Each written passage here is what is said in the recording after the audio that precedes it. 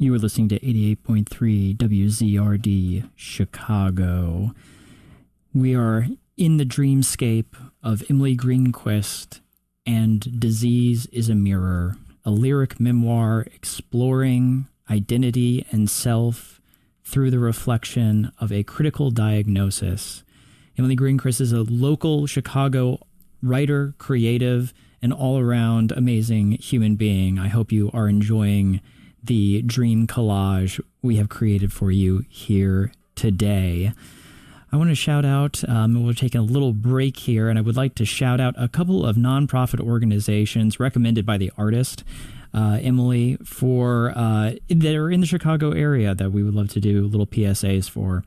The first is the Center for Intuitive and Outsider Art.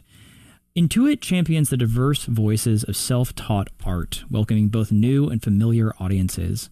Intuit is a premier museum of self-taught art, also known as outsider art. These artists typically work outside the mainstream and may have faced societal, economic, and geographic barriers to a traditional path of art making. The museum's mission is grounded in the ethos that art can be found anywhere and made by anyone. The instinct to create is universal, and the arts must embrace, represent, and be accessible to all. If you would like more information about the championing organization of Intuit and their museum and history, you can go to www.art.org, and that will take you to the Center for Intuitive Arts and Outsider Arts. But yeah, Intuit builds a bridge from art to audiences. The museum's mission is grounded in celebrating each other's abilities to be powerfully creative. The instinct to create is universal. They are located at 756 North Milwaukee Avenue, so go ahead and check them out. Also, we would like to shout out Girls for Science. Girls for Science is a nonprofit organization that addresses the lack of accessible quality science programs for female youth in the Chicago area. They believe science exposure and increased scientific literacy will equip young women to confidently pursue STEM studies and careers.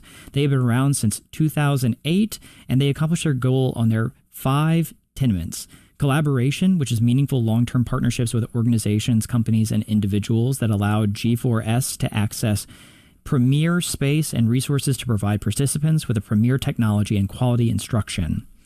Scientific discovery. They believe merely talking about science is not enough. Hands-on scientific exploration and discovery is crucial to increased interest in science and scientific literacy.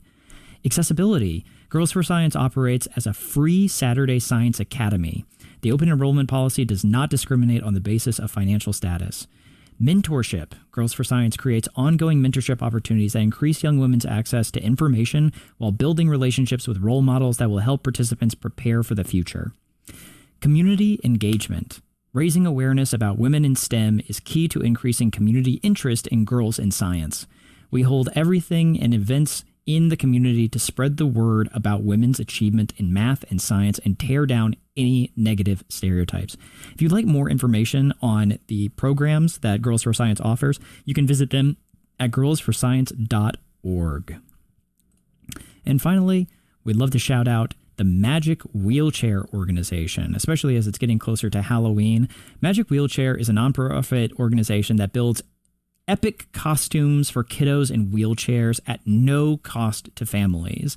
Their mission is to bring communities together to create unforgettable moments for children around the world by transforming their wheelchairs into magic. You can absolutely check out a ton of information about them and their history at magicwheelchair.org, but they are a wonderful organization that really, and you can look up images, that really creates these pretty fantastic things and just costumes for Halloween, for conventions, for all different reasons that you would need or want a costume. You can donate and volunteer, but they are a pretty wonderful organization.